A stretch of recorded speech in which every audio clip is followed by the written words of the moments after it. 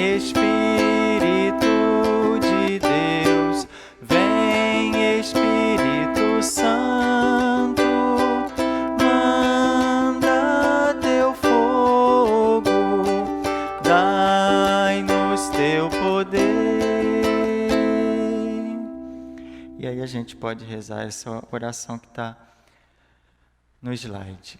Invocamos teu Santo Espírito, para que tua palavra inflame nosso coração, força da fé, e nos dê a coragem de nos comprometer com a construção do teu reino.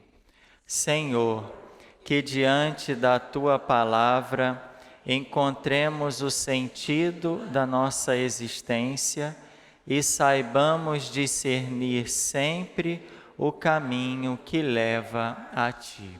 Ave Maria, cheia de graça, o Senhor é convosco.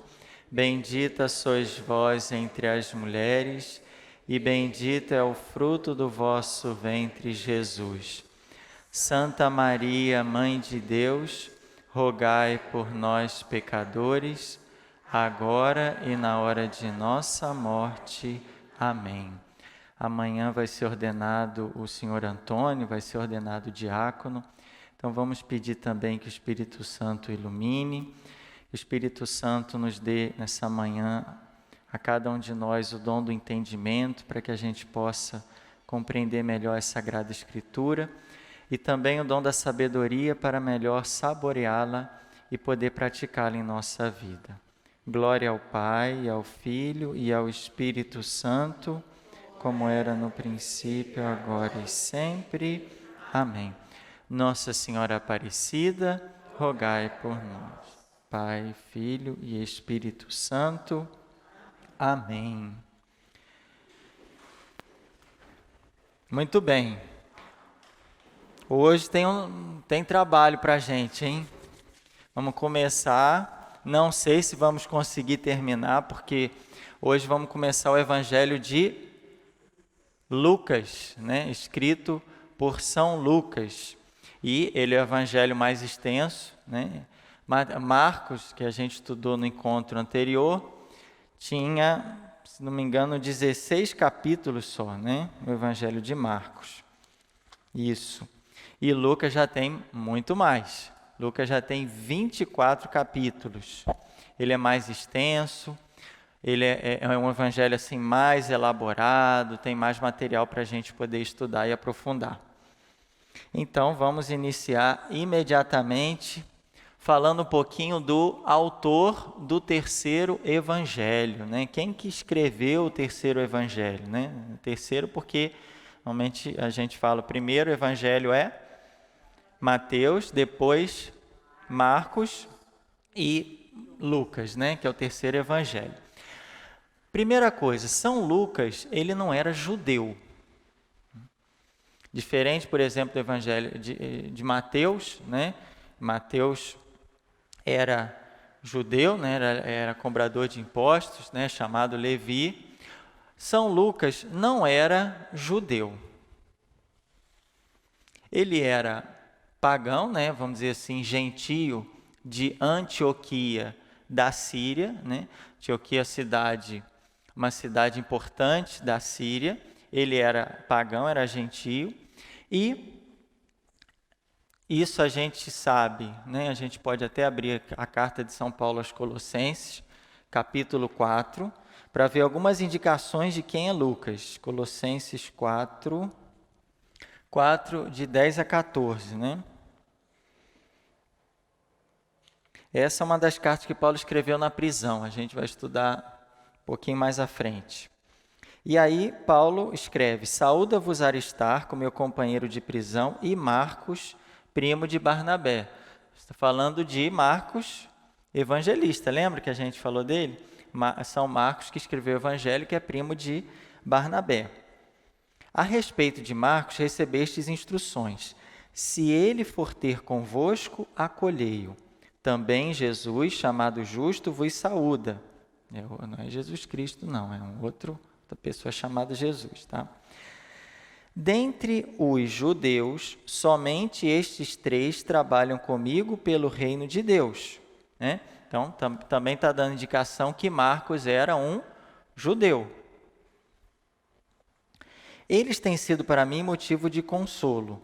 Saúda-vos Epáfras, que é da vossa comunidade, quer dizer, Epáfras é lá de Colossos, da comunidade de Colossos, servo do Cristo Jesus, sempre a lutar por vós em suas orações, para que estejais firmes na perfeição e inteiramente dedicados a toda a vontade de Deus. Dou testemunho de que ele muito se afadiga por vós e pelos irmãos de Laodiceia e pelos de Hierápolis. Saúda-vos, enfim, Lucas. Olha São Lucas aí. Está junto com quem, Lucas? Quem que está escrevendo? Paulo, né?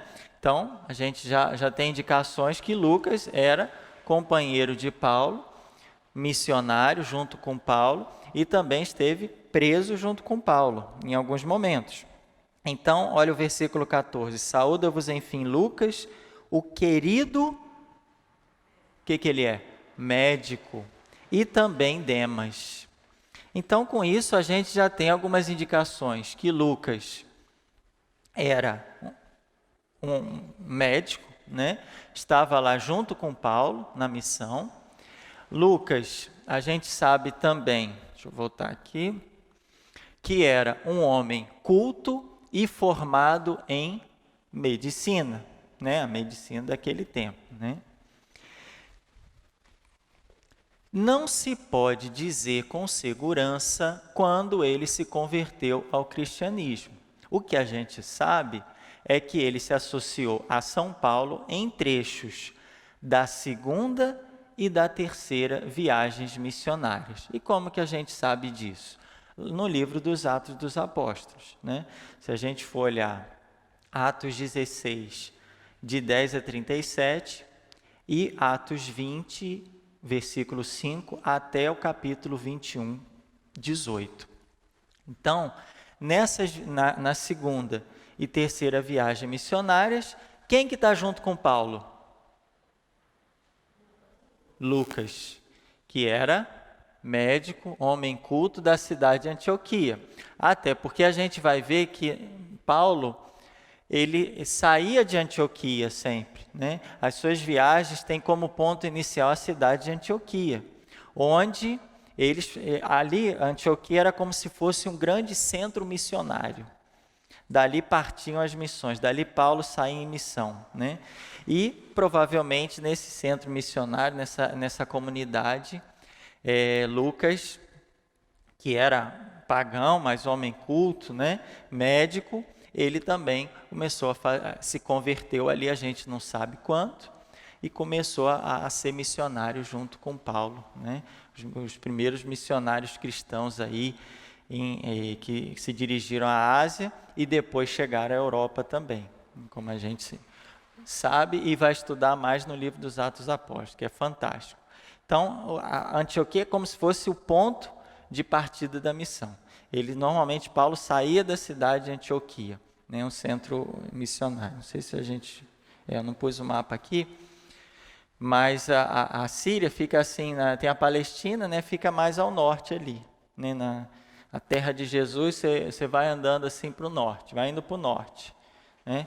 Igual estava em Barra do Garça, vamos para Água Boa, né? Antioquia é tipo Água Boa, né? Vai subindo assim para o norte, né? O norte da região ali da terra de Jesus, da região da Palestina. Tudo bem até aqui, gente? Já estão sabendo um pouquinho mais quem é Lucas? Então vamos aprender mais um pouquinho agora. Bom, no ano de 60, ele embarcou com Paulo para Roma. E isso está lá também no livro de Atos 27, 1 até 28, 16. Né? Quando Paulo embarca em Roma, que é o finalzinho do livro dos Atos Apóstolos, temos ali a presença de Lucas. É o que são os trechos que a gente chama de nós. Por que nós? É uma pessoa, né? Eu, tu, ele, nós, vós, ele. Esse nós é porque ele está falando de Paulo, mas quando ele fala de Paulo, ele fala usando o nós. Nós embarcamos, nós fomos. Quando a gente fala nós, significa o quê? Que eu estou junto, eu estou incluído também, né? Por isso que esse trecho aqui, tem outros trechos de Atos dos Apóstolos, que quem escreve os Atos Apóstolos? Quem escreve os Atos Apóstolos é o próprio São Lucas. Ele escreve o Evangelho e ele escreve a continuação, né? Depois que Jesus subiu aos céus, acontece o que na igreja? A missão continua, né? Através dos apóstolos, vem Pentecostes. Quem escreve os Atos dos Apóstolos é Lucas. Lucas escreve 2 livros, o Evangelho e os Atos dos Apóstolos. Por isso que ele fala nós, né? Nessa sessão aqui, eu vou ver um versículo só para a gente. Por exemplo, no capítulo 28, como é que começa? O inverno em Malta, né? Eles já estavam aí indo para Roma, né? Viajando para Roma. E uma vez que estávamos fora, está usando o verbo que? Na primeira pessoa do plural, está usando o verbo em nós estávamos. Embarcamos, quando começa lá, de Malta a Roma, versículo 11, 28, 11. Depois de 3 meses, embarcamos num navio alexandrino, que tinha passado o inverno na ilha de Malta. Olha o versículo 16, 28, 16. Quando entramos em Roma, Paulo recebeu permissão para morar em casa particular. Quer dizer, ele está usando tudo nós, porque ele está incluído. Quem que está incluído? Junto com Paulo, né? Então, Lucas, toda essa viagem que teve naufrágio, que passou muito sufoco, Paulo está acompanhado sempre de Lucas, né? Então, a gente percebe isso no livro dos Atos dos Apóstolos, que, como a gente vai ver, também foi escrito por Lucas. Lucas conheceu Maria? Olha, a gente não sabe, mas é até possível. Por quê? Porque como Lucas foi companheiro de viagem de Paulo, né? Então, Lucas foi companheiro de viagem de Paulo. E eles atravessaram a Ásia Menor. E há indícios de que em Éfeso, Nossa Senhora tenha morado junto com o evangelista João. Há grandes indícios de que a casa de Nossa Senhora, que está em Éfeso, onde lá tem um santuáriozinho até hoje, esteja em Éfeso. E lá ela morou com João. E como Paulo passou por Éfeso, aliás, ele ficou muito tempo em Éfeso, 2 anos e meio a 3 anos em Éfeso. E Lucas estava junto com Paulo, então muito provavelmente eles estiveram conversando, sabendo, né, pesquisando tudo da vida de Jesus através de Maria. Então, é muito provável que Lucas tenha conhecido pessoalmente Nossa Senhora. Ele pintou ela aqui, né? O quadro mais bonito que ele fez de Nossa Senhora está no Evangelho. Esse é o grande ícone, a grande pintura de Lucas, né? Está aqui no Evangelho, porque ele teve com ela pessoalmente. É muito provável, gente. É muito provável, porque eles passaram em Éfeso com Paulo. Lá estava a mãe, e o apóstolo João. Então, provavelmente, ele pegou muitas informações e notícias para fazer o Evangelho dele, como ele mesmo fala. Olha, Teófilo, eu fiz muitas pesquisas para trazer esse Evangelho, trazer esse relato da vida de Jesus de forma detalhada, precisa, e eu pesquisei muito. Então, o quadro mais bonito que Lucas pintou de Maria é o Evangelho, né, dele, que trata a infância de Jesus a partir dos relatos de Maria, né, que muito provavelmente ele a conheceu pessoalmente. Tá? Beleza? Então, fizemos a retrospectiva, tranquilo? Bom, o Lucas, né, São Lucas, acompanhou o apóstolo também no 2º cativeiro romano, né? Então, estava junto quando Paulo ia preso, Lucas ia preso junto, né? Então, esse relato a gente tem lá na carta que São Paulo escreve, na segunda carta que São Paulo escreve a Timóteo. Nessa segunda carta, Paulo estava preso em Roma, né? Na segunda carta a Timóteo, Paulo estava já na segunda prisão dele em Roma. Ele foi preso 2 vezes. A primeira, depois teve um processo, ele foi liberado. Da segunda, a gente sabe que ele não escapou. Ele já estava, a gente está aqui mais ou menos no ano 66 para 67, e ele já estava escrevendo aquele testamento espiritual maravilhoso que ele deixou para a gente. Combati o bom combate, guardei a fé, né? Agora só me resta receber a coroa e está preparada para mim. Isso está na carta a Timóteo. Então ele já estava sabendo que dali ele não ia escapar. E de fato, né, ele morre em 67, decapitado. Lucas, né, então, está junto com Paulo nessa segunda prisão dele em Roma. Beleza?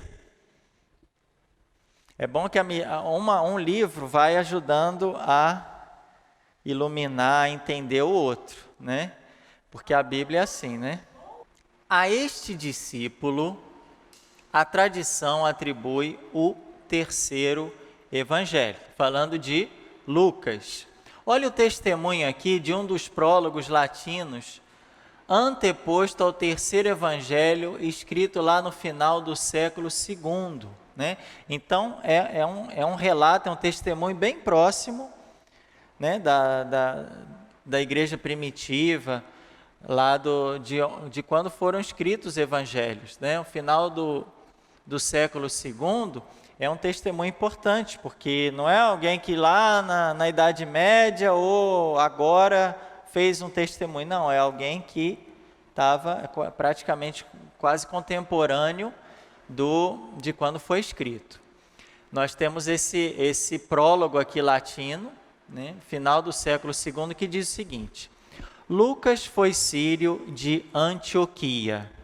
Está falando que ele é da região da Síria, cidade de Antioquia, de profissão médico, discípulo dos apóstolos, mais tarde seguiu Paulo até a confissão.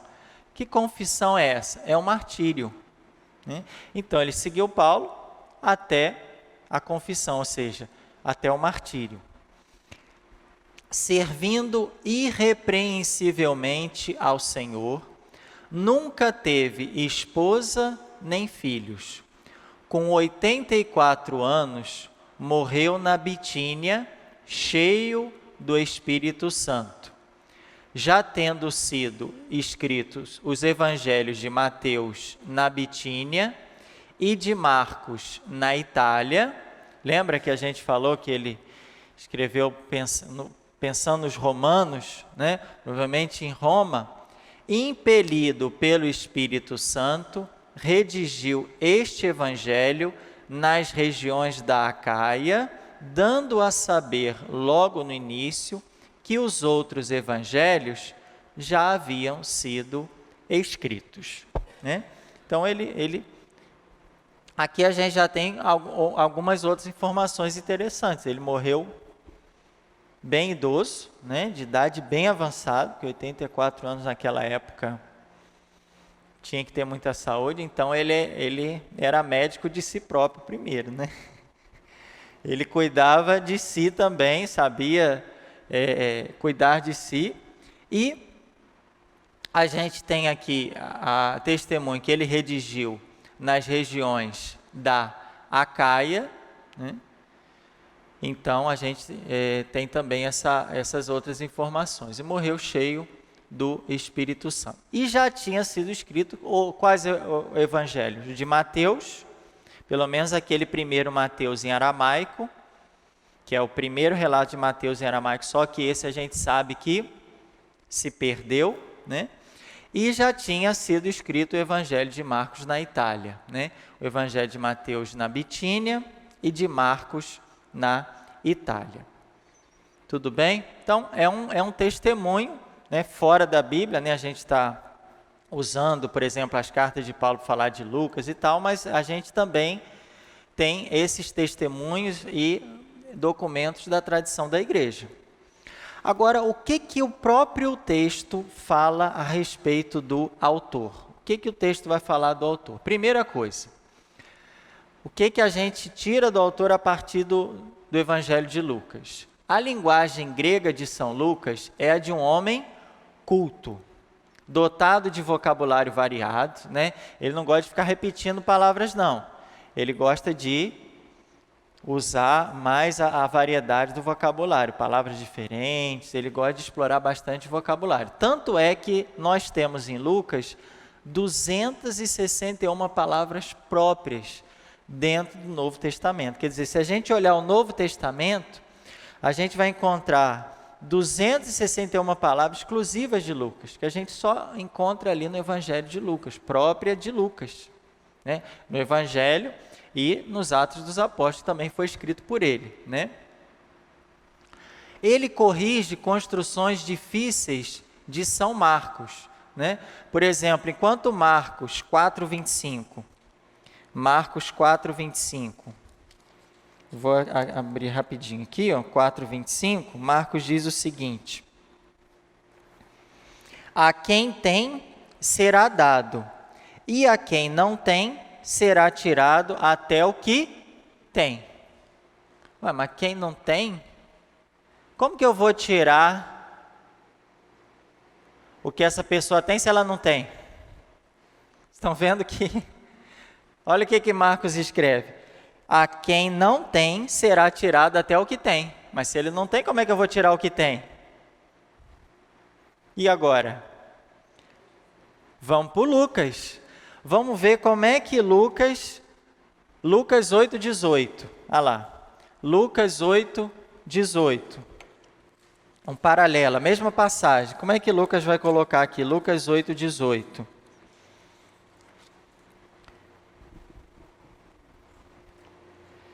Lucas 8:18, cheguei. Olha lá.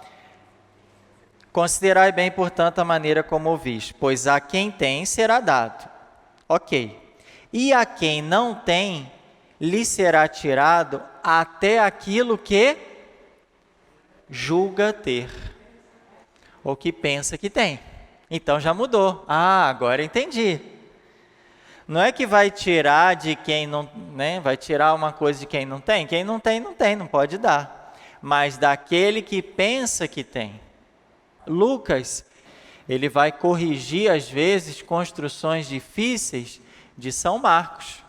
E ele também é perito em medicina. Isso a gente vê no Evangelho, porque ali a gente percebe o olho clínico de Lucas, principalmente nas seguintes passagens. Por exemplo, o juízo que Marcos faz sobre os médicos é muito duro. Em Marcos, por exemplo, 5:29. 5:25 e depois 5:29. A gente vai sempre estar ali, Marcos e Lucas. Marcos 5:25 e depois 29. Olha o que fala ali. Estava ali uma mulher que por 12 anos sofria de hemorragia. Vamos para o 29. Imediatamente a hemorragia estancou e a mulher sentiu no corpo que estava curada de seu mal. Mas aqui a gente pulou um pedaço. Eu acho que aqui é de 25 a 29. Olha o que fala aí, o 26. Marcos 5:26. Havia padecido o quê? Ela sofreu o quê? Muito ou pouco? Muito nas mãos de vários médicos. Tinha gastado tudo que possuía. E em vez de melhorar, piorava cada vez mais. Então, Marcos 5:26, Marcos faz um juízo duro dos médicos, né? Não sei se hoje... Parece que está falando de hoje também, né? Às vezes, dependendo do profissional. Ela sofreu muito, porque né? Naquele tempo, né? Não tinha anestesia, né? Toma um pouquinho de vinho aí para relaxar, enquanto eu vou, nem tinha a tal da sangria, né? Que a pessoa tinha que cortar para sair, né? Diz que se sair sangue melhora, né? E o que ia acontecendo? Ela ia gastando os recursos que ela tinha, gastando, não, fulano de tal, doutor não sei quem que é bom, vou lá, viajava, gastava com médico e nada, só sofrendo mais ainda. Não, fulano, e assim vai. Ela sofreu muito nas mãos de vários médicos, tinha gastado tudo que possuía, em vez de melhorar, piorava cada vez mais. 12 anos nessa agonia. Olha o que Lucas fala, Lucas 8, 43. Lucas 8, 43.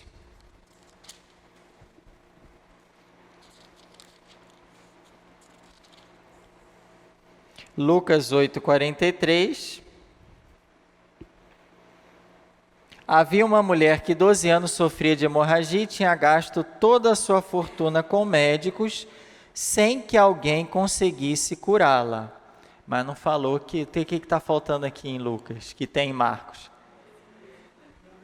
Que sofreu muito na mão dos médicos, né? Lucas tirou sofreu muito na mão dos médicos, deixou só que gastou.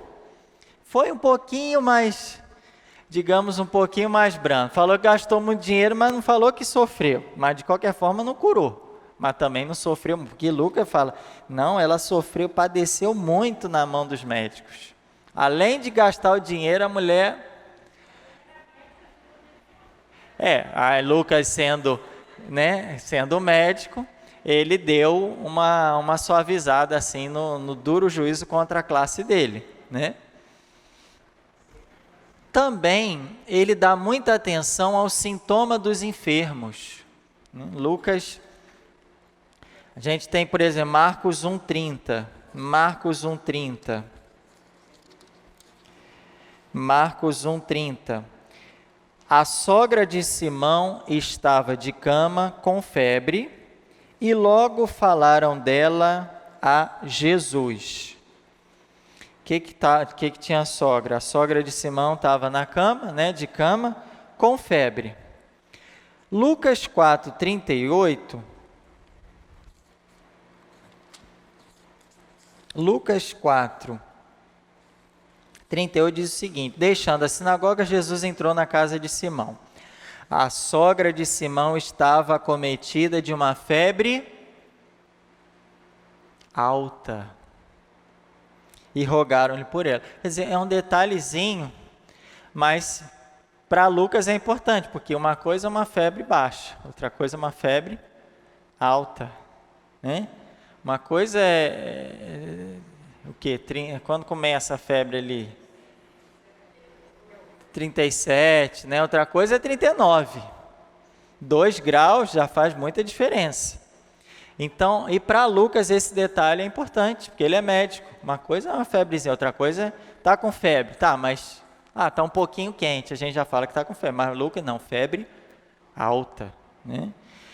E também é o único que fala do suor sanguíneo de Jesus, que Jesus suou sangue, que é um detalhe também, né, para Lucas importante, para nós também, porque a pessoa que para suar sangue, né, os vasos têm que estar muito dilatados e tem que estar numa tensão, numa pressão muito grande, vivendo ali uma angústia, uma tensão, né, não só psicológica, mas física também. Para a pessoa conseguir suar sangue, tem que estar numa angústia profunda. É o que Jesus estava experimentando ali no Horto das Oliveiras. Por isso que Jesus suou sangue. E esse detalhe, né, do corpo de Jesus suar sangue, né, um detalhe que Lucas vai fazer essa observação aí no evangelho dele, 22:44. É o único que fala que Jesus suou sangue, né, no Jardim das Oliveiras.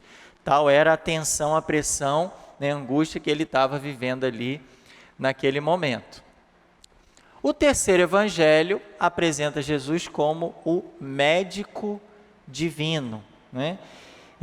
Lucas 5,17, por exemplo, nós temos ali: certo dia, Jesus estava ensinando na presença de fariseus e doutores da lei, que vieram de todos os povoados da Galileia, da Judéia e de Jerusalém. E o poder do Senhor estava nele para quê? Para fazer curas. Então, ele tinha um poder para curar, né? Como que Lucas está querendo dizer que Jesus é esse médico divino, né? Ele tem o poder de curar. Por isso, muitas pessoas se aproximavam dele para receber a cura. Outro detalhe também é que só em Lucas Jesus restitui a orelha de Malco. Lembra lá também no Jardim das Oliveiras, quando Pedro puxa a espada, né? E ali amputa a orelha de Malco, né? Corta fora, e Lucas, no Evangelho de Lucas, Jesus coloca de volta. Tem que curar, não pode deixar ninguém doente, né? Nem os soldados que foram lá prendê-lo. Então, Lucas 22, 50. Lucas 22, 50. E um deles, né, feriu o servo do sumo sacerdote, cortando-lhe a orelha direita.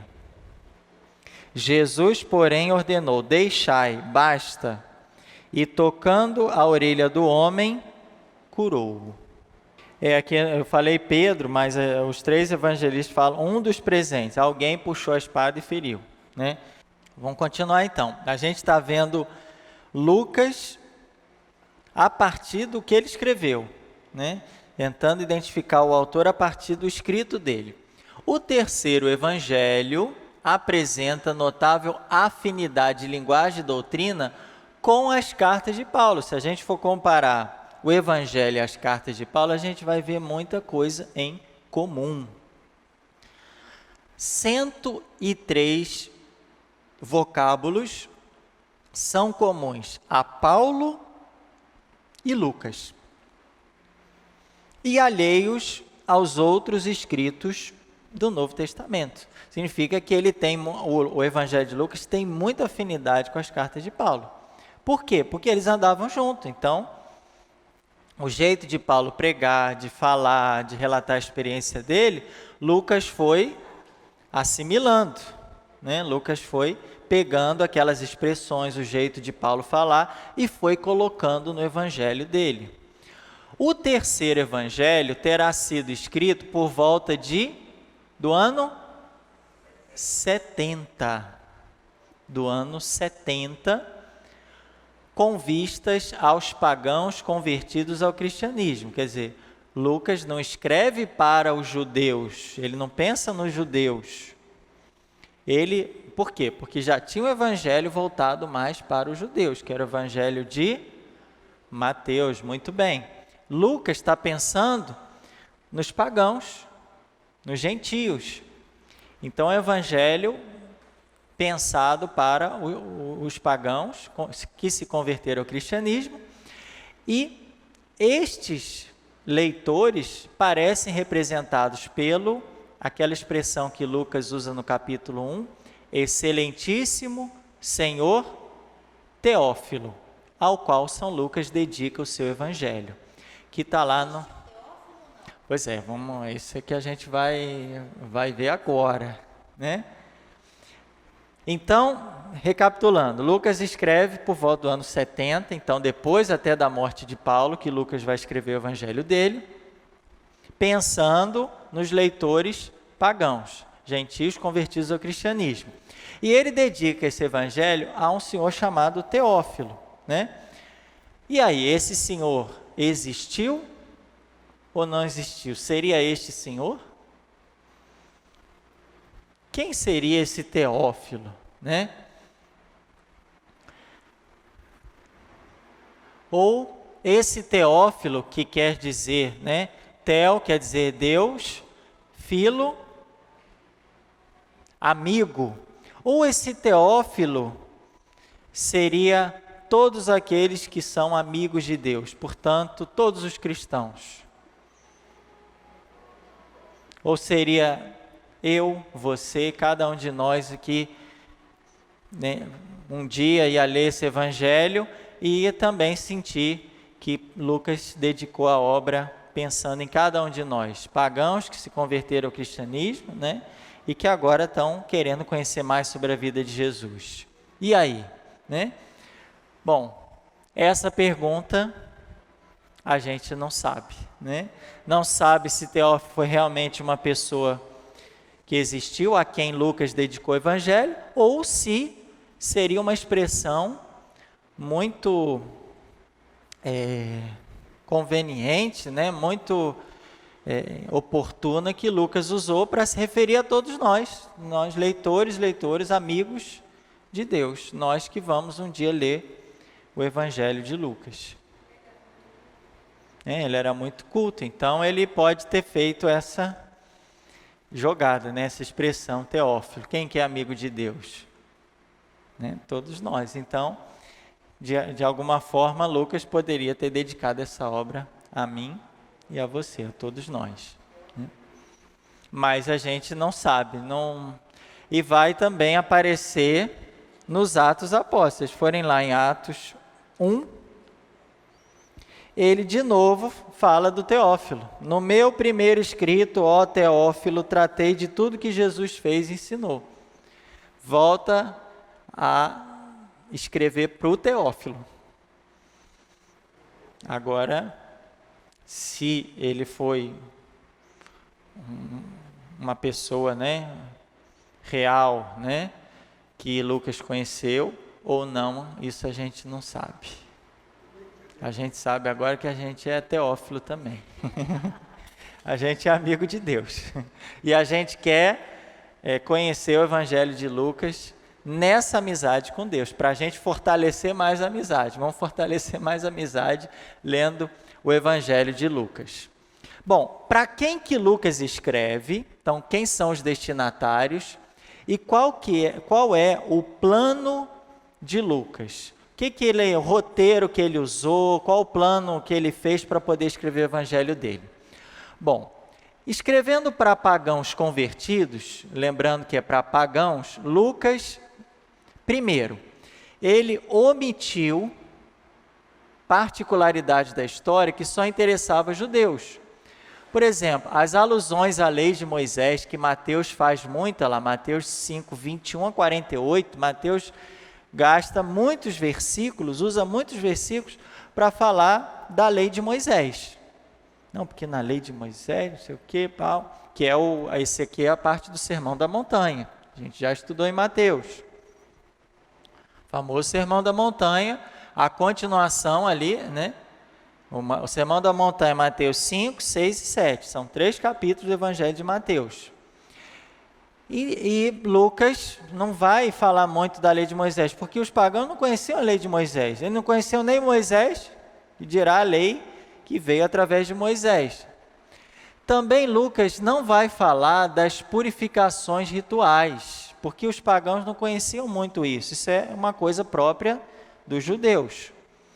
Agora, tudo que era favorável aos gentios e aos pagãos, Lucas vai referir com um carinho especial.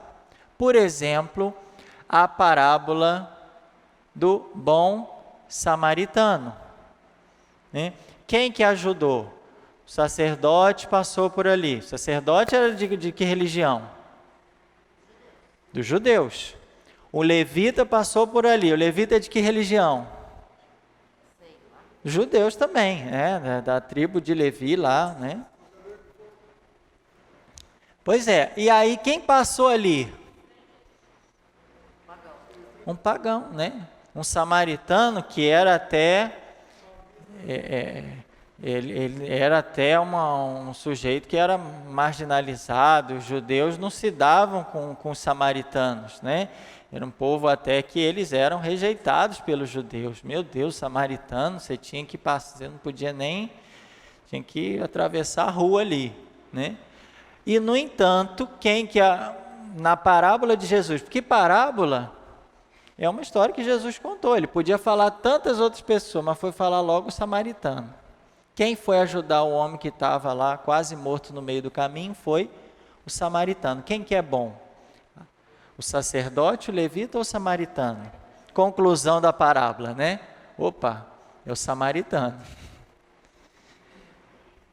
Outra coisa, dos 10 leprosos que foram curados, a parábola dos 10 leprosos, quem que foi lá agradecer, né? Lucas 17.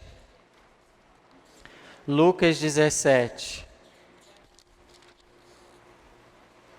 A caminho de Jerusalém, Jesus passava pelas regiões da Samaria e da Galileia. Lucas 17, de 11 a 19. E aí,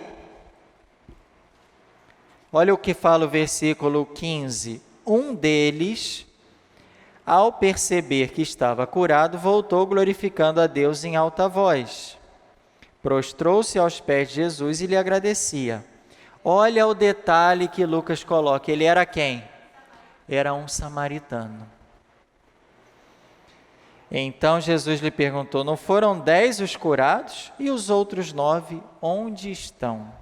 Não se achou senão este estrangeiro. Tá vendo? O samaritano era um estrangeiro, não fazia parte do povo de Israel. Padre Tiago, passou ali. Então, o samaritano era um estrangeiro, não fazia parte do povo. E, no entanto, Lucas coloca que o único que foi lá agradecer foi o samaritano. E Jesus fala: levanta-te e vai, tua fé te salvou. Né? Então, olha lá, dos 10 curados, quem voltou a agradecer foi o samaritano, que é um estrangeiro, que é alguém de fora do povo. Né? Então, Lucas tem esse carinho, vamos dizer assim, esse detalhe especial com relação aos samaritanos. Né? Também, Lucas menciona com solenidade as autoridades romanas. Né? Lucas faz essa menção às autoridades romanas, porque ele também era conhecido, né? Conhecia toda essa parte da autoridade romana, e também, né, por ser um homem culto, faz menção com solenidade das autoridades romanas. É um homem educado, culto. 2:1, né? Naqueles dias foi publicado o decreto do imperador Augusto, ordenando o recenseamento do mundo inteiro. Olha lá, do mundo inteiro. É o império que vai fazer o recenseamento do mundo inteiro. Esse ano tem censo aqui no Brasil, né? Pelo IBGE.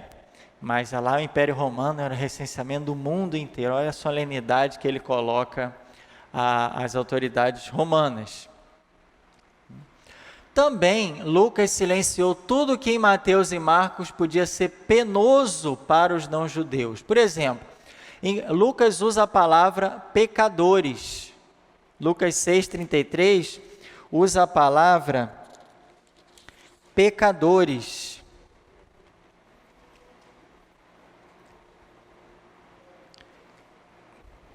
Que Jesus está falando do amor aos inimigos, né, da compaixão. E Lucas fala assim: se fazeis o bem aos que vos fazem o bem, que gratidão esperais? Também os pecadores agem assim. Mas não é esse termo que a gente vai encontrar no Evangelho de Mateus. Mateus fala o que ao invés de pecador? Os gentios, os pagãos. O que Lucas faz? Não, onde tem pagão aqui, vou botar pecador. Porque, né? Para dar uma aliviada, né? Só porque é pagão, tem tanto pagão que faz o bem, acabou de falar, né, do bom samaritano aqui, que faz o bem. Então, se a gente faz o bem só os que nos fazem bem, que mérito tem isso aí?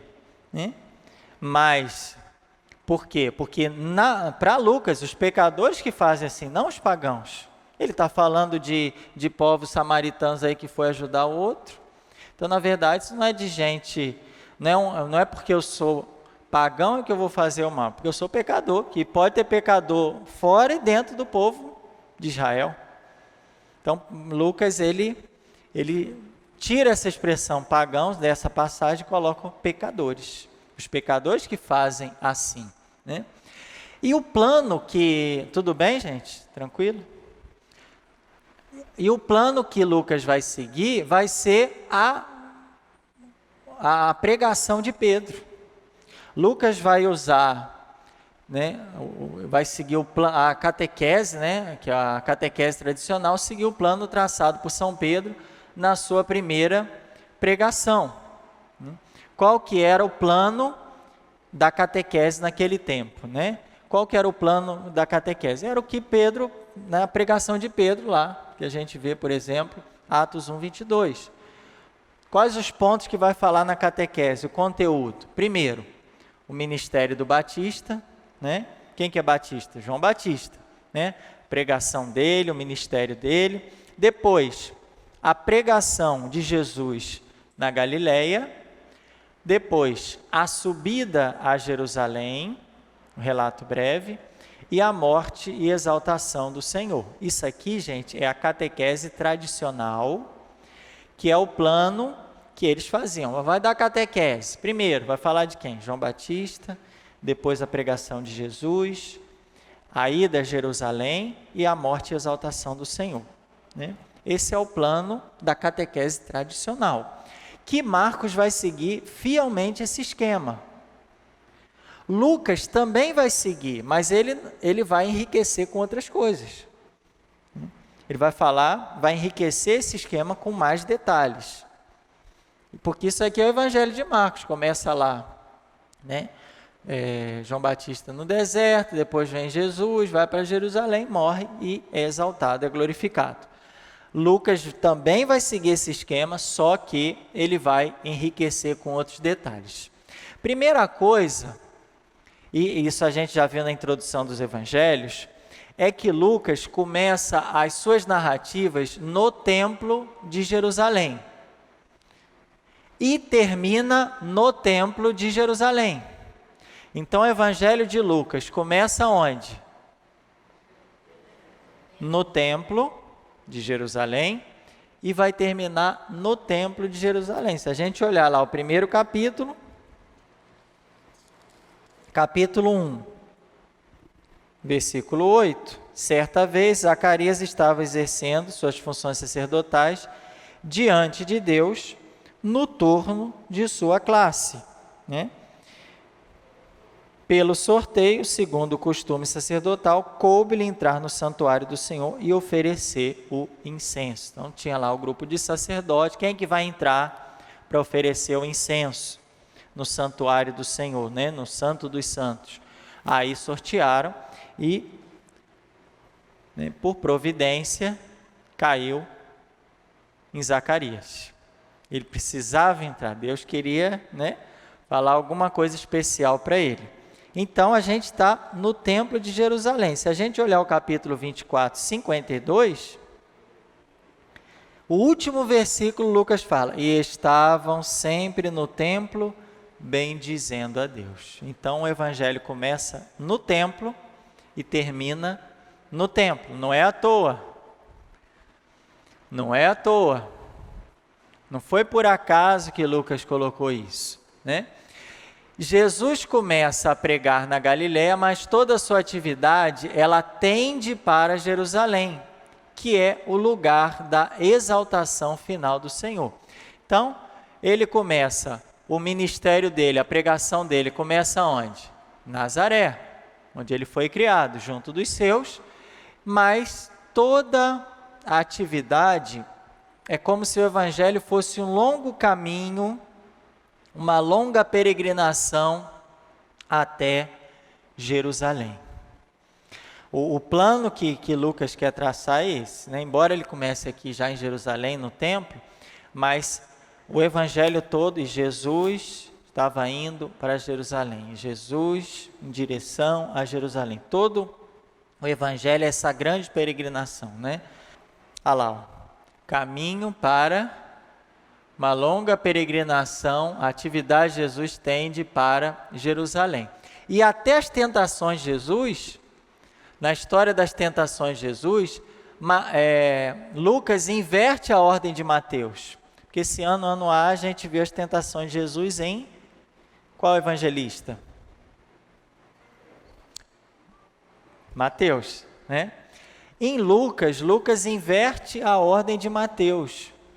Lucas coloca a tentação do templo em terceiro e não em segundo lugar. Olha lá o Evangelho de Lucas 4, de 1 a 13. Foram 3 as tentações de Jesus. Jesus não foi tentado só no deserto, né? Vocês sabem disso. Jesus foi tentado, a primeira foi no deserto, depois ele foi levado lá, segundo Mateus, para o templo, para cima do templo, né, no lugar mais alto, né? E depois ele foi levado sobre um alto monte. Mas Lucas, ele inverte a ordem de Mateus. Lucas coloca a tentação do templo, olha lá, o versículo 9. Depois o diabo levou Jesus a Jerusalém e, colocando no ponto mais alto do templo, disse: se és filho de Deus, lança-te daqui abaixo.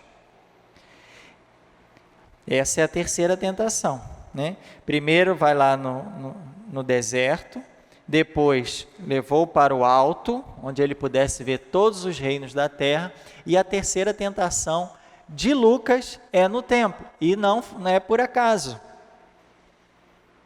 né? Por quê? Porque Jesus, no início do seu ministério público, triunfa sobre o demônio aonde? Onde? Em Jerusalém, como aí há de triunfar no fim da sua vida. Por isso que a terceira tentação é no templo, porque ele vence a tentação do demônio no templo. E porque é em Jerusalém, o templo aqui é de Jerusalém, né? É porque é em Jerusalém que ele vai realizar a vitória final da vida dele, triunfar definitivamente no fim da sua vida. Então, olha como é que Lucas vai estruturando o evangelho, para levar a gente sempre para Jerusalém, para o templo de Jerusalém.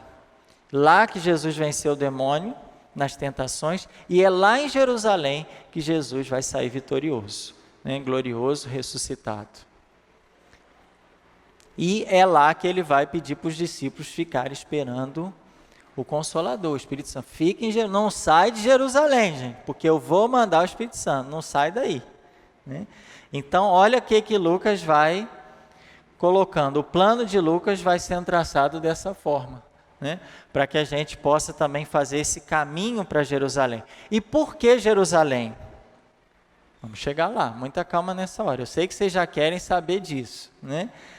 Em Lucas 9, 51, Lucas capítulo 9, 51, Jesus começa a viagem para Jerusalém. Então, a gente tem um evangelho com 24 capítulos, e Jesus começa a viajar no capítulo 9.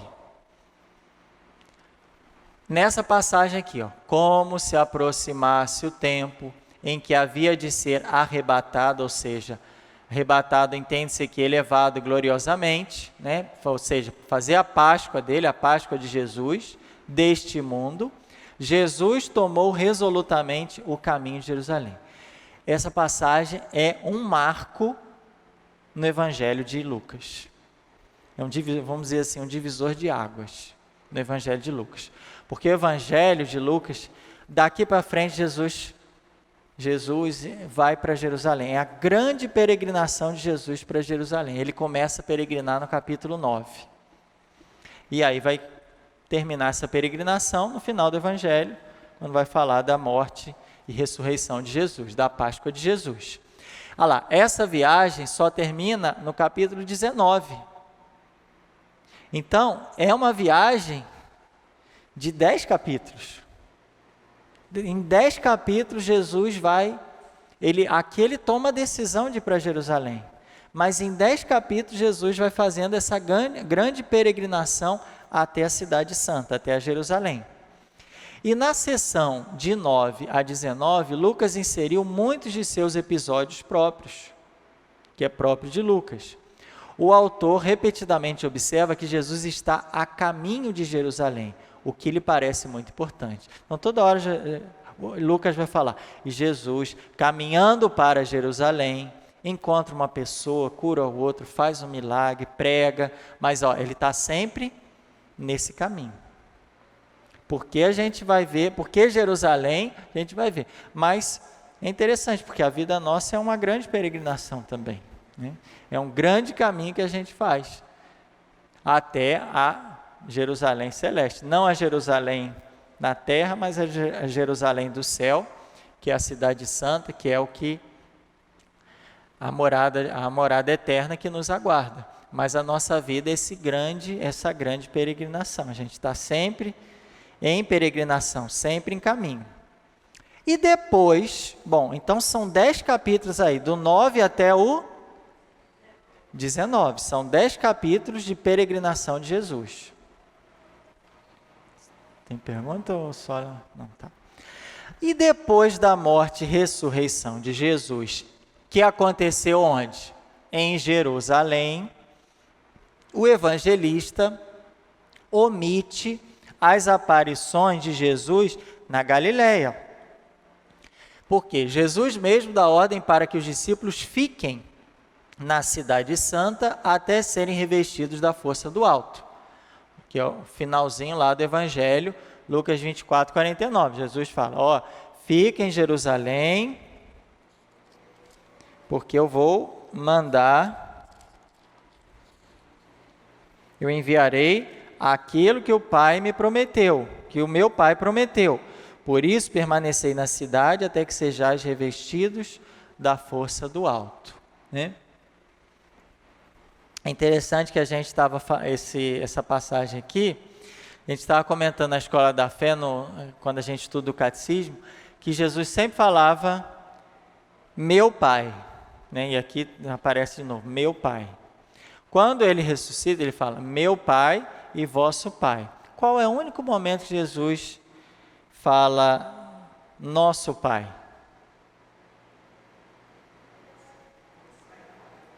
Quando Jesus vai ensinar o Pai Nosso. Porque ele fala assim, quando vocês rezarem, vocês digam, Pai Nosso. Porque em relação a nós todos, Deus é nosso Pai. Agora, essa relação, essa filiação que nós temos em relação ao Pai, é diferente da filiação de Jesus em relação ao Pai. Ou seja, Jesus é filho de um modo diferente daquele que nós somos filhos, porque nós somos filhos adotivos, nós somos filhos no Filho, e Jesus é filho por natureza, né? Porque ele tem a mesma natureza do Pai, né? Ele é filho do Pai de um modo diferente daquele que nós somos filhos. Nós somos filhos por adoção, Jesus é filho por natureza. Por isso que Jesus só fala Pai Nosso, mas ele não fala Pai Nosso se incluindo, ele fala, quando vocês rezarem, vocês falam Pai Nosso. Porque Jesus sempre faz essa distinção, é o meu Pai. O Pai é o meu Pai. E é o Pai de vocês também, mas de um jeito diferente. Porque a paternidade de Deus em relação a gente é por causa da paternidade de Jesus, né? Por causa da filiação, porque nós somos filhos no Filho, mas filhos por adoção. Quem é filho, filho mesmo, é Jesus. Por isso que ele sempre fala, o meu Pai que está nos céus, e o meu Pai, meu Pai, meu Pai. Só tem um momento que Jesus fala, nosso, mas quando for ensinar para a gente a falar Pai Nosso. Porque diante de nós todos, o Pai é o mesmo. Nós somos filhos da mesma forma. Por isso que tem o sol para todos, a chuva cai para todos, né? A paisagem está aí para todos contemplar, né? Porque nós somos todos irmãos. Mas tem um que é um irmão muito mais especial e diferente de nós todos, que é Jesus, né? Por isso que ele faz sempre essa distinção em relação a Jesus. Sempre fala meu Pai. Por isso que Jesus sempre faz essa distinção, é meu Pai. Porque é Pai dele mesmo de verdade. E nosso é de verdade, mas de um jeito diferente, por adoção, né? Isso é interessante também, que a gente sempre fala Pai Nosso, né? E de fato, em relação a nós todos, Ele é Pai da mesma forma. Por isso que a gente não pode discriminar ninguém, ter preconceito, excluir ninguém, porque nós todos somos filhos do mesmo Pai. Jesus é filho, sim, mas por natureza, né? Isso aí é bom porque a gente lê a Bíblia e vê o catecismo, então as coisas vão, né, se encaixando perfeitamente. Jesus mesmo, então, dá essa ordem, né? Meu Pai prometeu, Ele vai enviar sobre vós. Então, fica aí, não sai daí não, gente. E os apóstolos cumprem essa ordem de modo que o fim do Evangelho corresponde ao começo, né? O Evangelho começa onde? Jerusalém. Termina em Jerusalém. E eu quero perguntar para vocês, então. Essa aparição daqui, ó, essa aparição de Jesus aqui ressuscitado, no lago de Tiberíades. Lucas relata a aparição de Jesus no lago de Tiberíades? Sim ou não?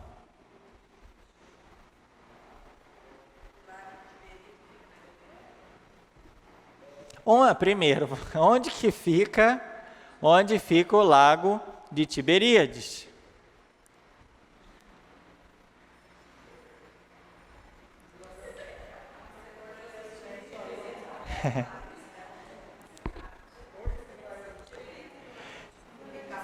Tiberíades é uma cidade que ficava ali à beira do lago, sim.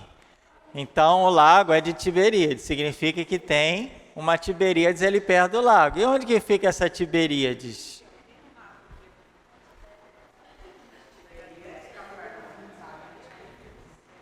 O mar da Galileia, o lago de Tiberíades é a mesma coisa. Lucas relatou essa aparição de Jesus no lago de Tiberíades? Sim ou não? Por quê?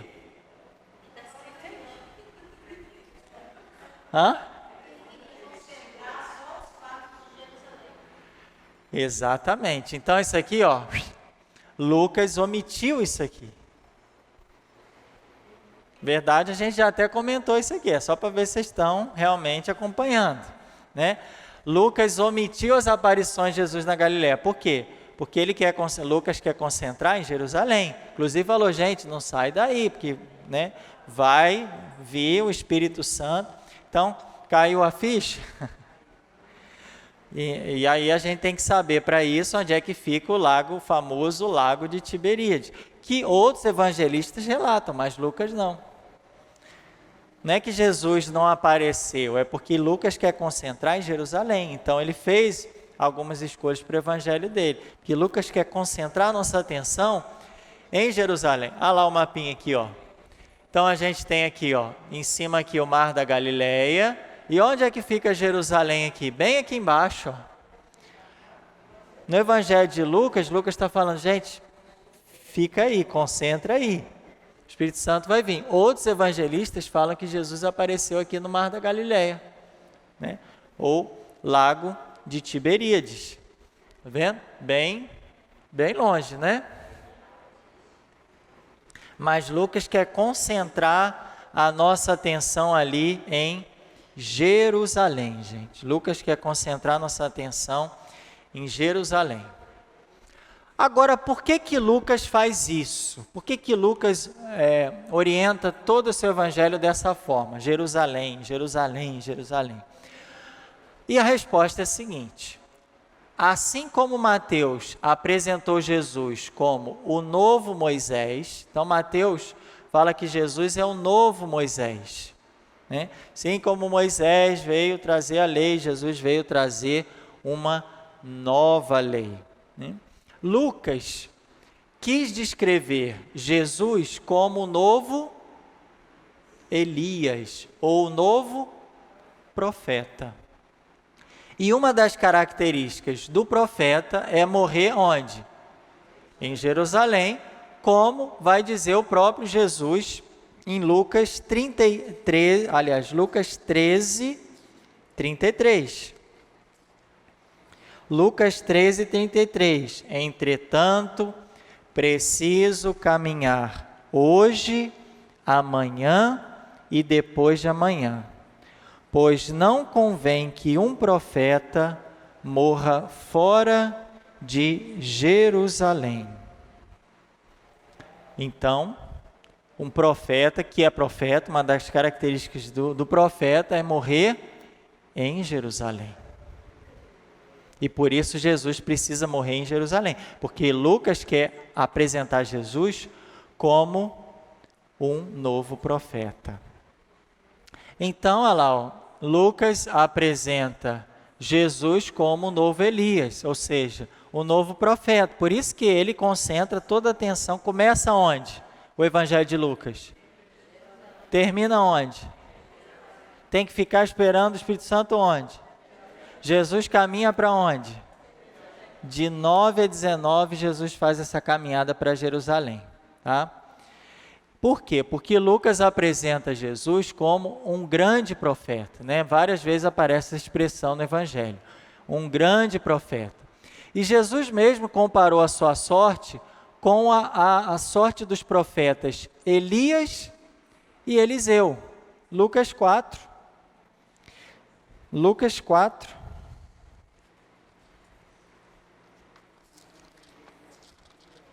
Lucas 4, 24. Lucas 4, 24. Em verdade vos digo que nenhum profeta é aceito em sua própria terra. Ora, para dizer a verdade, no tempo do profeta Elias, quando o céu se fechou por 3 anos e 6 meses, e uma grande fome atingiu toda a região, havia muitas viúvas em Israel. No entanto, o profeta Elias não foi enviado a nenhuma delas, senão a uma viúva em Sarepta, na Sidônia. E no tempo do profeta Eliseu, havia muitos leprosos em Israel, mas nenhum deles foi curado, senão Naamã, o sírio. Então ele faz referência direta a Elias e a Eliseu, né? Oi?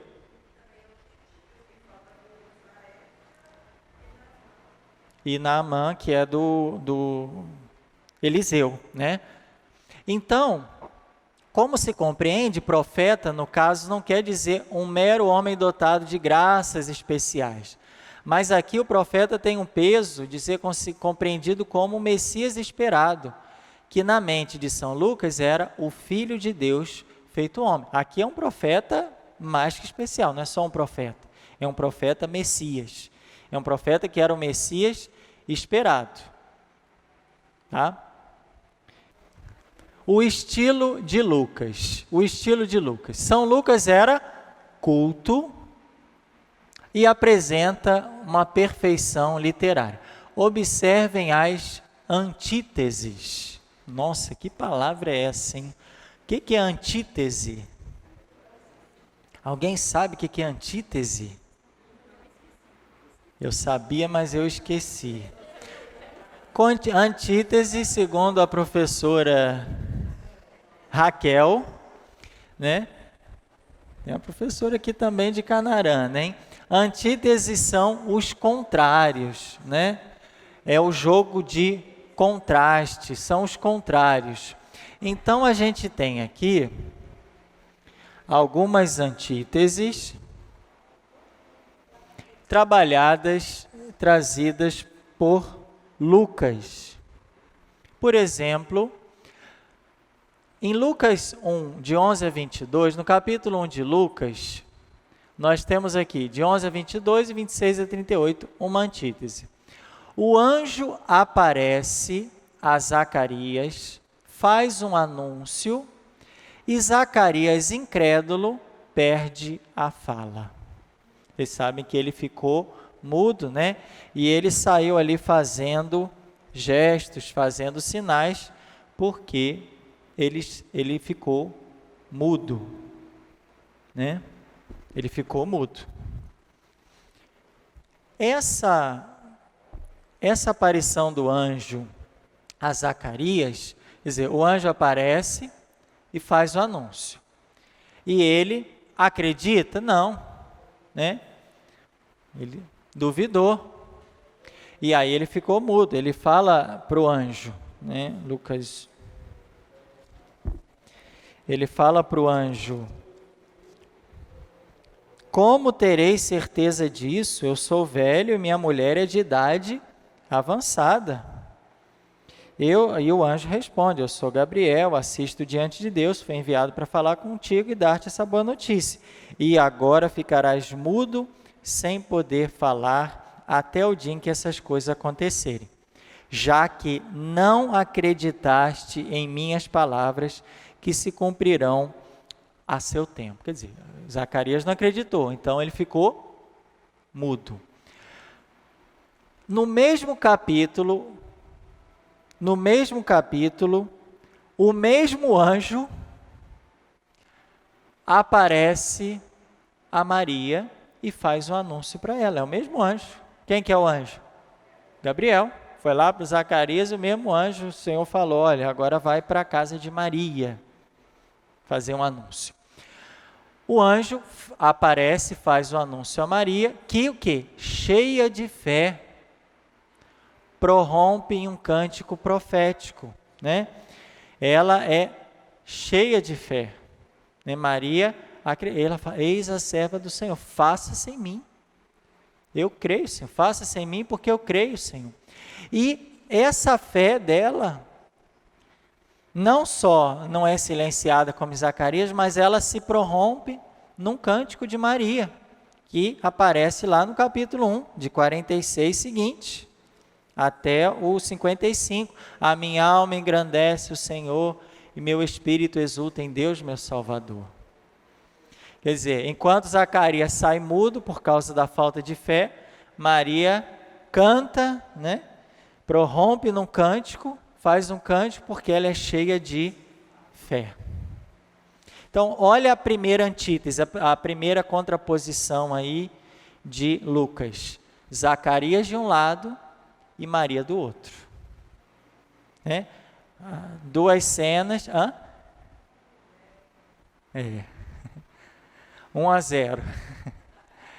Outra contraposição que Lucas faz, dessa vez no capítulo 7. No capítulo 7 de Lucas, nós temos aí outra contraposição, a partir do versículo 30. Aliás, 37, 36 a 50. Não é 30, mas começa ali no 36, tá? 7:36. Quando o fariseu convida Jesus para uma refeição, ele entra na casa, se senta, e ali entra na casa do fariseu uma mulher que era pecadora, com um frasco de alabastro cheio de perfume, se coloca aos pés de Jesus, começa a lavar com lágrimas, enxugar com seus cabelos, beijar e ungir com perfume. E o fariseu, né? Olha aí, se esse homem fosse profeta, olha a palavra profeta aparecendo de novo aqui, ó. Se esse homem fosse profeta, ele ia saber quem que está aí no pé dele aí, ó, a pecadora. E aí, Jesus começa a falar então para o Simão, que é o fariseu. Então, aqui nessa cena a gente tem, de um lado, a pecadora, a gente no Evangelho nem fala do nome, fala só pecadora, que é penitente e agradecida ao Senhor, né, por naquele gesto já de penitência, e agradece por já sentir o perdão e a misericórdia de Deus. Enquanto do outro lado, na mesma cena, nós temos um fariseu muito confiante em si, quer dizer, eu não preciso de salvação, estou fazendo aqui um agrado para esse homem que se diz profeta, mas eu estou vendo que já não é bem assim. E ali, o fariseu é repreendido, né, por Jesus. Olha, Simão, estou aqui na sua casa, mas você não me ofereceu água para lavar os pés, né? E, no entanto, ela está lavando os pés. Você não derramou óleo na minha cabeça, ela está derramando óleo nos meus pés, o perfume. Os muitos pecados que ela cometeu estão perdoados, pois ela mostrou muito amor. Então Jesus dá essa lição e o homem sai dali, né? Quem saiu como exemplo nessa cena aqui foi a mulher, né? Que é o exemplo do que a atitude que a gente deve ter para com o Senhor, né? E não a atitude desse fariseu, né? Ele saiu até envergonhado, meu Deus do céu, né? Ela que saiu ali justificada e o fariseu ficou constrangido, cheio de vergonha, porque não ofereceu água para lavar, não derramou óleo, e, no entanto, a mulher fez esse grande gesto para com o Senhor. Mas olha quantos, né, outras antíteses. Lucas 10, 38 a 42, é o episódio que vocês todos conhecem. A cena de Marta e Maria. Marta ativa, né? Fazendo as coisas, preparando, né? Fazendo todo o serviço lá de casa, enquanto Maria, a contemplativa aos pés de Jesus. Então é outra antítese, outros contrários, né? Nós temos Lucas 17, o episódio dos leprosos, que a gente já viu aqui, 10 leprosos curados. Um leproso samaritano foi lá agradecer ao Senhor, né? Então essa contraposição. Os 10 leprosos foram curados, só um foi agradecer, os outros 9 não agradecidos, né? Então, Lucas vai jogando isso para ver de que lado que a gente está também. Será que a gente é Zacarias ou Maria? Nós somos pessoas de fé ou muitas vezes duvidamos, igual Zacarias? E por isso ficamos mudos, né? Porque se a gente não prega, a gente não anuncia, é porque no fundo a gente duvida. Aquilo não é uma verdade, não faz sentido para a gente. Porque uma coisa que faz sentido, que é uma verdade para a gente quer anunciar. A gente vê uma mensagenzinha lá no WhatsApp, ai legal, vou compartilhar, né? Se uma mensagem a gente acha que faz sentido, é porque a gente anuncia, compartilha, né? Se o evangelho faz sentido para a gente, a palavra de Deus faz sentido, então a gente não pode ficar calado. A gente tem que ser como Zacarias, como Maria, que anuncia, que canta, que leva a palavra, né? Aliás, ela foi logo para levar a ajuda dela, o serviço e a palavra para Isabel, né? Quem não acredita, fica calado. Ah, não sei, então melhor não falar, porque aí não me comprometo. Quem acredita, anuncia, canta e fala. De que lado nós estamos? Do lado da pecadora penitente ou do lado do fariseu? Será que a gente já acha que está tranquilo, né? Ou a gente está fazendo esse caminho de penitência, se colocar aos pés de Jesus, pedir perdão, ou a gente, acho que eu já estou salvo, vou na missa, vou no curso bíblico, né? Eu acho que já está garantido, né? Meu sábado aqui, agora fez sol, podia estar em outro lugar, estou aqui estudando, né? Adquirindo conhecimento na palavra de Deus, então, Senhor, já está garantido aí. Ou a gente é a pecadora que está sempre aos pés de Jesus. Senhor, eu preciso mais ainda da sua graça, da sua misericórdia. Mesma coisa aqui, ó, Marta ou Maria.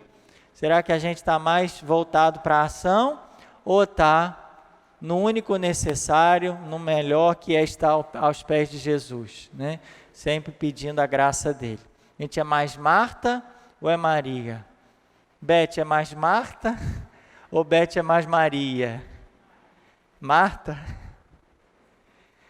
né? Às vezes nossa vida balança, né? Aqui está para a gente se ver um pouco, né? O evangelho para nós é um pouquinho espelho para a gente repensar a nossa vida. Quem que a gente é, né? Os 9 leprosos que não agradeceram, aquele que agradeceu ao Senhor. Será que a gente é sempre agradecido tudo que Deus nos dá e que Deus às vezes pede, olha, agora não é isso não é melhor para você agora. Porque às vezes a gente fica pedindo e as coisas não saem na hora que a gente quer, né? E aí vai perdendo a fé. Não, agradeça o que a gente tem e a gente tem que agradecer o que a gente não tem também. Obrigado, Senhor, por aquilo que eu tenho, aquilo que eu não tenho. Se eu ainda continuo com a minha lepra, né, é porque é vontade sua. Então, agradecer sempre, sempre grato ao Senhor. Lucas 18 fala da oração, né?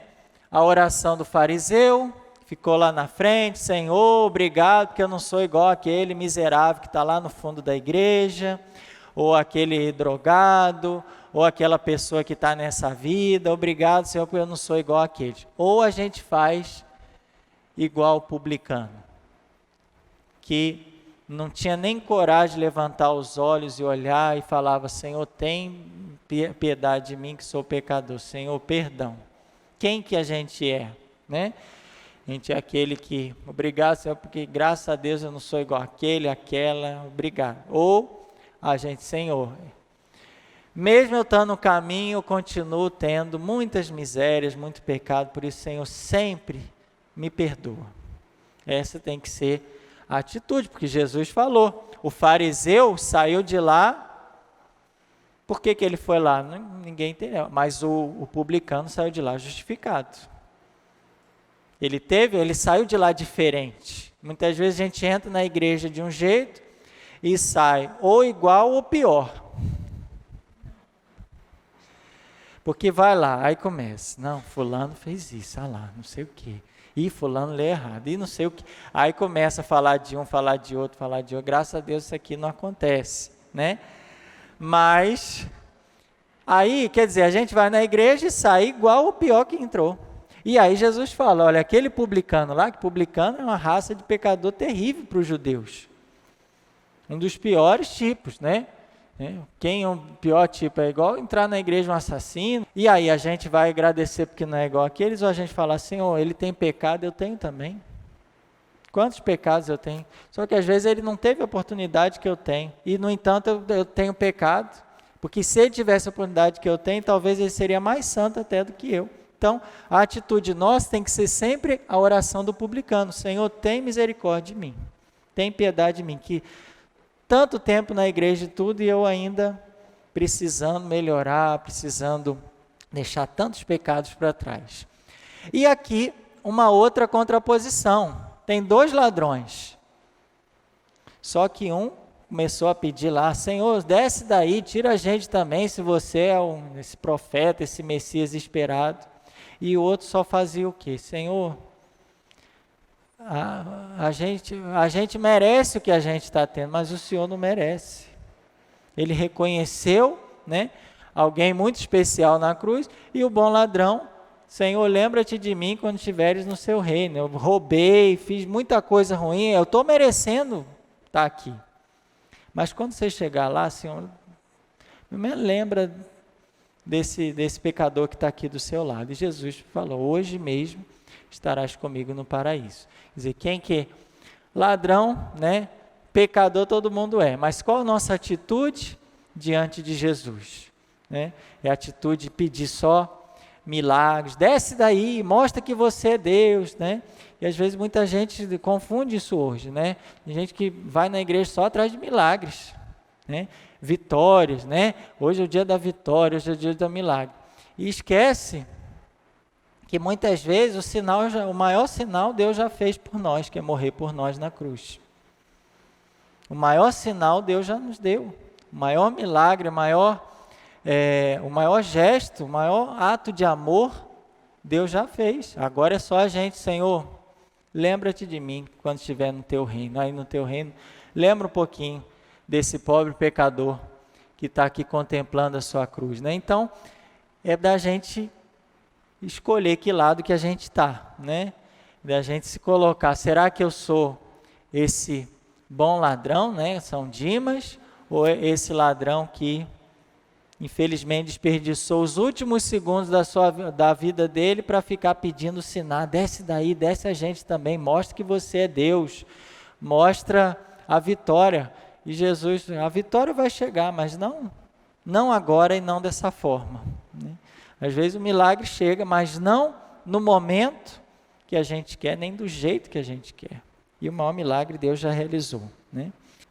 Então, São Lucas também deixou algumas passagens do seu evangelho, traços de nobres afetos de Jesus. Por exemplo, só no evangelho de Lucas a gente tem a parábola do filho pródigo, que é uma obra de arte da misericórdia de Deus. né? Então, isso é Lucas 15, né? A parábola do filho pródigo, é uma passagem que só Lucas traça, só Lucas coloca no evangelho dele. A história da pecadora anônima que compreendia o Senhor, que é Lucas 7,36.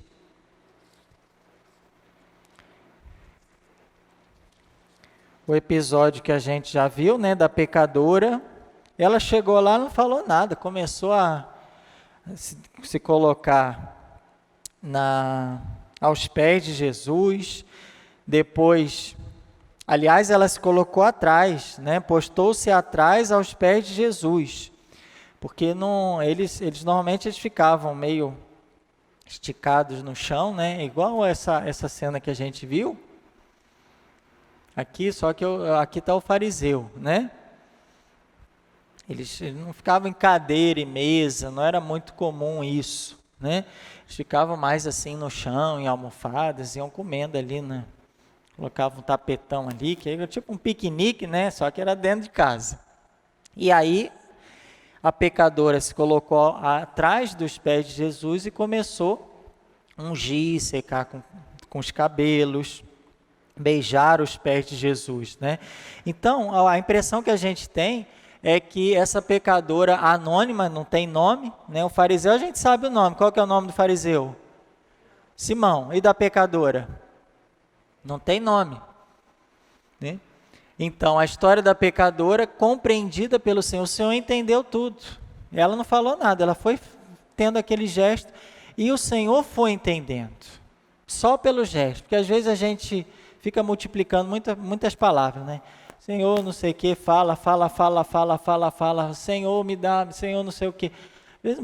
Deus já sabe, é um olhar, é um gesto que vai traduzir tudo que está, muitas vezes, no nosso interior. Também a ressurreição do filho da viúva de Naim, que é outro episódio em que Jesus tem muita compaixão, porque, imagina, a mulher já era viúva, então já estava numa condição, né, já à margem da sociedade, desfavorável, sem recurso, tendo que pedir aí, né, mendigar e fazer pedido para as outras pessoas. Agora o filho dela morre. Quer dizer, Jesus tem compaixão dessa mulher. Então essa compaixão que é retratada no Evangelho de Lucas 7:11 lá. Em seguida Jesus foi a uma cidade chamada Naim, e o acompanhava os seus discípulos com uma grande multidão. Quando chegou à porta da cidade, coincidiu que estava levando um morto, um filho único, cuja mãe era viúva. Uma grande multidão da cidade ia com ela. Ao vê-la, olha o versículo 3, o Senhor encheu-se de compaixão por ela, ficou cheio de compaixão. Não chores. Tocou no caixão e falou: jovem, eu te digo, levanta-te. O que tinha morrido sentou-se e começou a falar, e Jesus entregou a sua mãe. Não é bonito esse episódio trazido? E Lucas reforça isso, ele se sentiu compaixão, ele estava cheio de compaixão. O colóquio de Jesus com os discípulos de Emaús, né? Jesus que ia falando, explicando as Escrituras no caminho, e o coração deles ia ficando ardendo, né? Nosso coração não ardia enquanto ele não falava da palavra de Deus. Quer dizer, então esse episódio é cheio de Jesus parece que vai mais adiante, mas aí eles, não, fica conosco, Senhor. Então tem vários detalhes assim da personalidade de Jesus, né? Jesus que faz isso na nossa vida também. Às vezes ele parece que está indo para o outro lado. Não, Senhor, fica aqui, é para a gente chamar ele. Às vezes parece que ele pegou outro caminho, mas ele está com a gente, mas ele quer que a gente chame ele. Às vezes ele começa a explicar, quer que o nosso coração arda, né? Então ele fica ali, ele faz refeição com eles. Então esse gesto de Jesus, essa atitude de Jesus, que é muito bem colocada e expressa pelo Evangelho de Lucas. Eram dois discípulos, um se chamava Cleófas, o outro não tem nome, o outro não aparece. São dois discípulos. Aqui ele não fala, talvez para que a gente se coloque também. Quem sabe esse outro discípulo pode ser eu, você, que caminha junto com Jesus e muitas vezes não reconhece. Que às vezes Jesus está do nosso lado e a gente não reconhece. Às vezes Jesus vai adiante e a gente, não, Jesus, fica comigo. Vai para lá não, fica aqui. Fica conosco, Senhor. Então, essa passagem que só Lucas traz ela. O caminho de Emaús, esse trecho belíssimo do Evangelho, graças a Lucas que trouxe essa passagem para a gente.